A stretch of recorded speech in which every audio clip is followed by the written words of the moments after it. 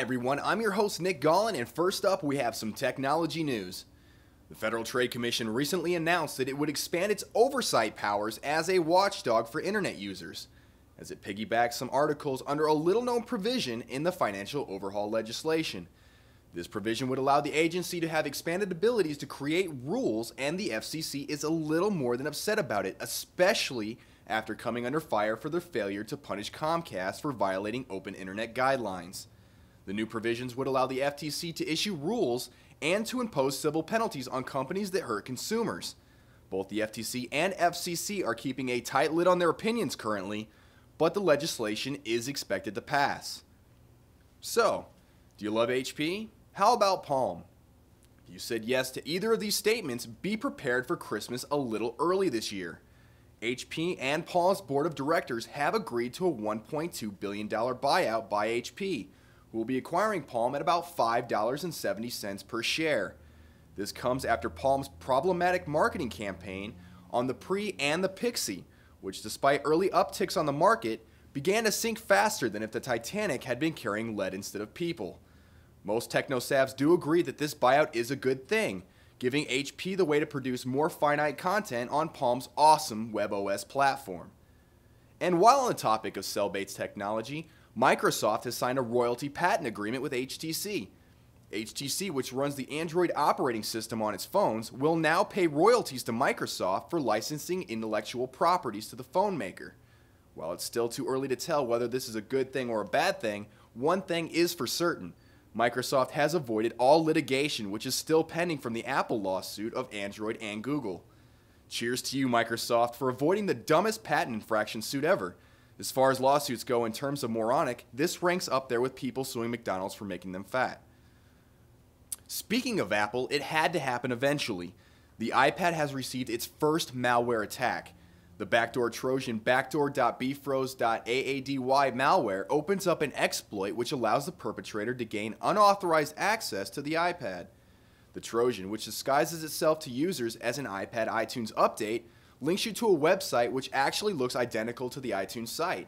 But once you download it, it opens up a direct line to your iPad, logging your keys and serial numbers of all of your software, and also logs your passwords, your webmail, IM servers, and any protected storage account passwords.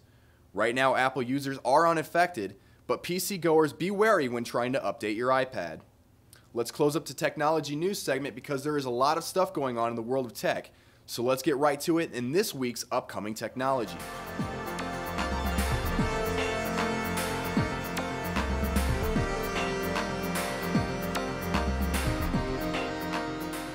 First on the list is the iPhone 4G from Apple Corporation. Leaked earlier this year after an Apple developer ironically left it in a bar in Redwood City, and has been the most controversial piece of technology since ever. First, the person who originally found it sold it to Gizmodo for $5,000. And then, the California State Police Cybercrime Task Force raided Gizmodo's CFO's home office and took his computers and financial files related to who sold it to them. And now there's pending litigation against the original guy who found it by the California State Police, who are still investigating the matter. All of this whirlwind Hollywood drama-esque style has prompted us to ask, when will the iPhone 4G release? Some people do say that it will be officially released at Apple's coveted Worldwide Developers Conference in San Francisco.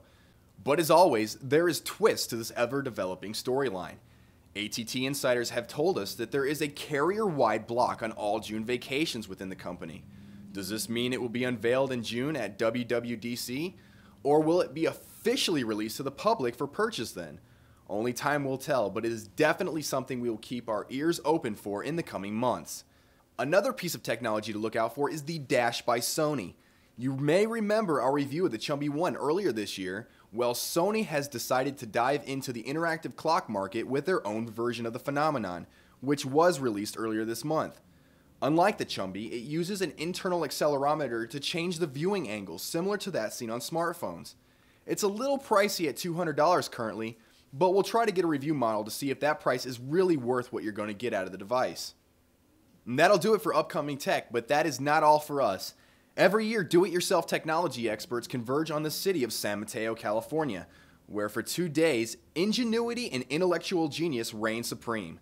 This is Maker Faire.